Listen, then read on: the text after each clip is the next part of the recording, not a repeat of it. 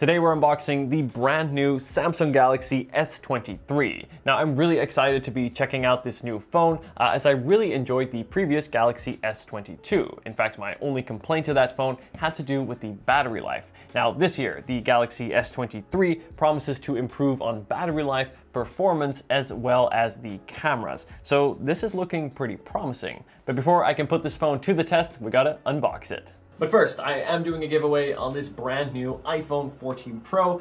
Yes, I am doing an iPhone giveaway in a Samsung video. Daring, I know. If you want a chance to win, be sure to subscribe to my channel, like this video, and leave a comment with your Instagram username, and then follow me on Instagram at Dion Schuddeboom, where I will announce the winner on March the 12th. Alright guys, with that out of the way, let's go ahead and unbox the brand new S23. Now, in terms of the price, this comes in at $799 or 849 pounds. Now, the base model will come with 128 gigabytes, though if you pre-order, this will actually double the storage for free up to 256 gigabytes, which is something that I did. I think this is actually a really good offer and a really good reason to pre-order your phone, as doubling the storage, well, that's of course worth quite a bit, and you get that for free, so I think that's quite good. So here we go. On the right we have the phone itself, and here we have the accessories, so let's take a look at the phone. Now earlier we unboxed the S23 Ultra, and we have a similar sort of top layer of paper on the top here. Now in terms of the color, as you can see, I decided to go for this really sleek phantom black color. It also comes in green, which is the one that I have for the S23 Ultra, which I happen to have here. See how the colors compare. And it also comes in lavender and in this cream color. So lavender is this sort of light purple color, where the cream color is sort of an off-white. So let's go and peel off this little sticker here. Now, the S23 is a relatively, I would say, small upgrade when compared to the previous S22. And the S22 was already a phone that I really enjoyed and thought was a really, really good phone. Again, the battery life was probably the one thing that was really holding that phone back from being able to recommend it to everyone looking for a great all-around phone. So I'm really curious to see how the S23 stacks up and will compare, and of course I'll do very thorough comparisons between the two. Again, here let's take a quick look how it compares. So both the S22 and the S23 here are in phantom black. You can see the colors look pretty much the same. Nice matte glass texture here on the back. Camera modules do look a little bit different, so we get bigger lenses on the 23, where the 22 has a sort of sectioned off area, but still three lens camera systems on both. Now let's take a look at what else is included in the box here. So the big new features with the S23, so earlier I mentioned it's a relatively small upgrade, and it really only comes with two, I would say, upgrades. And the first is that new Snapdragon 8 Gen 2 chip.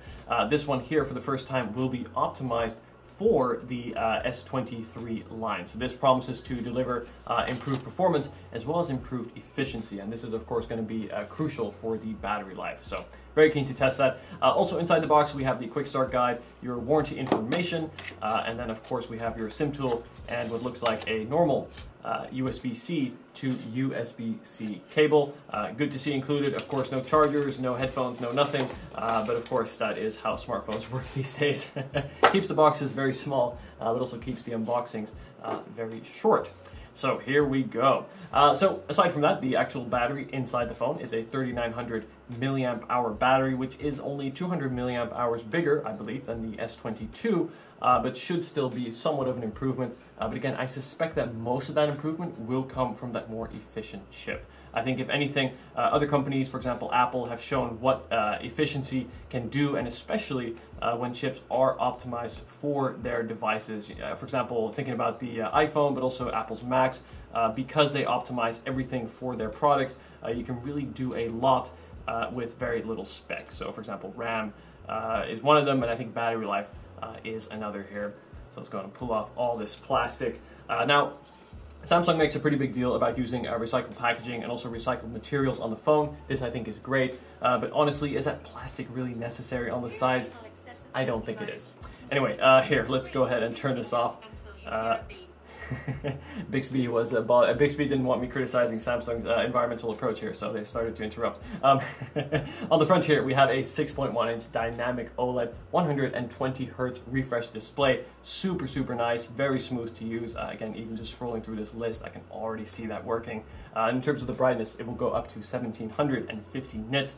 Very bright. And then looking at the back here, the second biggest upgrade that you get with the S23 is the camera system. So we get a 50 megapixel wide lens, 12 megapixel ultra wide, and a 10 megapixel 3x telephoto lens, and then a 12 megapixel selfie camera on the front. Now, all cameras promise to deliver better low light performance, stabilization, and also better digital enhancements, so post-production with your photos, as well as more dynamic range. I'm really curious to test this and compare them not just to the previous S22, but also to the iPhone 14, as I think these Samsung cameras have been really great, really amongst the best when it comes to the smartphone market, so very keen to test all of this.